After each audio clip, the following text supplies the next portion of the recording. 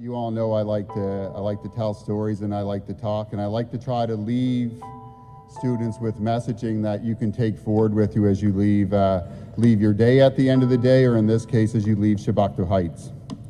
So I'm going to tell you a story about a student, and then I'm going to get to the point of that story as we get to the end. So I'm going to tell you a story about twin boys. They were born at 27 weeks.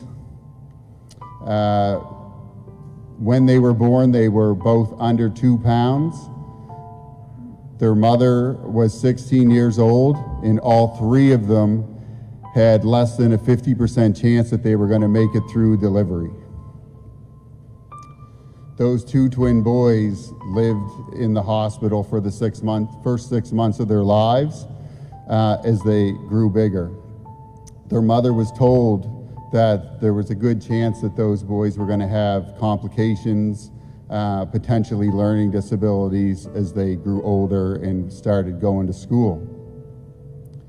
Fast forward when these two boys start school, and what the doctors predicted was true. These boys struggled. By the time they hit grade 2, they were both so far behind that they had recommended to the mother that they should repeat grade 2 again. The mother made a decision at that time because these two boys would, being in the same class wasn't always the greatest decision for both of them, because they would do a lot of chatting and things like that. None of you know anything about that. So one of the boys moved on to grade 3, the other one stayed in grade 2.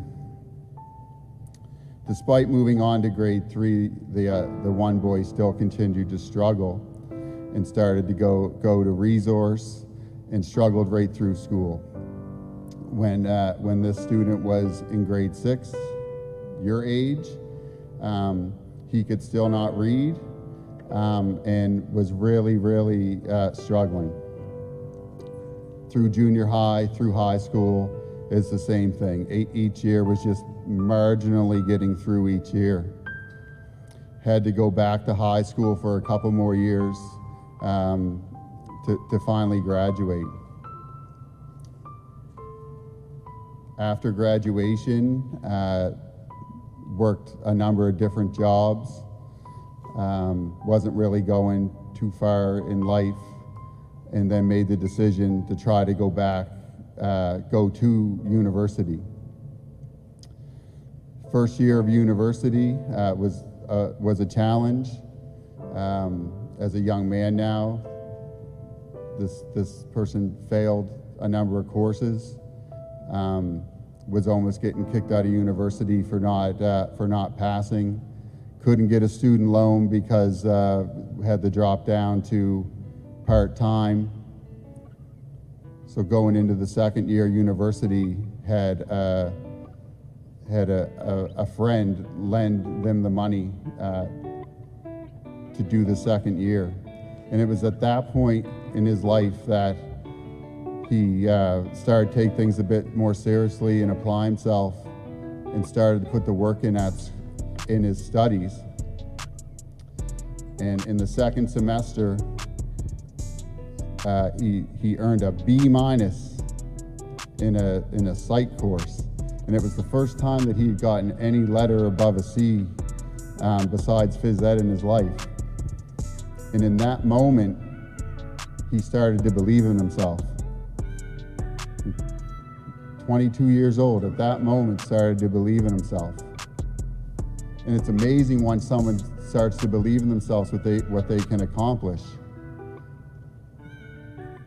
Because that young man ended up graduating from university 4 years later, going on to become a teacher and then a principal who's able to stand in front of students every year and tell a part of their story that hopefully speaks to some of you that might be struggling, just like I did when I was your age, and shows you what you can accomplish if you start to believe in yourself and you put the hard work in. So If you haven't figured it out by now, the story I just told you is about me. And the reason I tell you this story is really for two things. There's two things that are going to help you get to wherever you want to get in life. And listen to these words now, because they're going to help you as you move to junior high. You're about to move into some of the more difficult years as you're becoming teenagers and learning to become an adult. Number one is, don't ever let anyone tell you can't do something. I had people my whole life tell me I wasn't going to make it. And look at me now. I'm in charge of a school. 5 years ago, I was named one of Canada's outstanding principals. Like, it's unbelievable what you can achieve once you start to believe in yourself. So don't let anybody bring you down. The second is, you need to surround yourself with positive people. You may have friends now, you may develop friends as you go through school that are not good positive influences on you, are going to help you get to where you need to get to in life. This may sound harsh, but those are the type of people that you just need to cut off and separate yourself from. I've had to do it, and I'm sure that you're all going to have to do it as you go through life. But those are the two messages I wanted to leave you with, is don't ever quit on yourself. You can do anything you want to do as long as you put the work in and you believe that you can do it. And second, surround yourself with positive people. The final thing I'm going to say before I stop is, just because you're leaving Chebucto Heights doesn't mean you're leaving the Chebucto Heights family. You have a whole group of adults up here, myself included, that will help you on your path in any way we can as you move forward. So please, reach out if you need anything. If it's next year, 2 years from now, 5 years from now, I want to see every single one of you, like you cross the stage here today, cross the stage at whatever high school you go to and go beyond. That marks the success of students at Chebucto Heights. We want to be difference makers as we move forward in our lives, and we want to be proud and say, this is where it started. So good luck wherever you end up next year. Believe in yourself, surround yourself with positive people, and just work hard. I hope you have a great summer, and I appreciate every single one of you. So I hope you've enjoyed the ceremony. We've had a time to really pause and recognize each and every one of you for your accomplishments, and I want to thank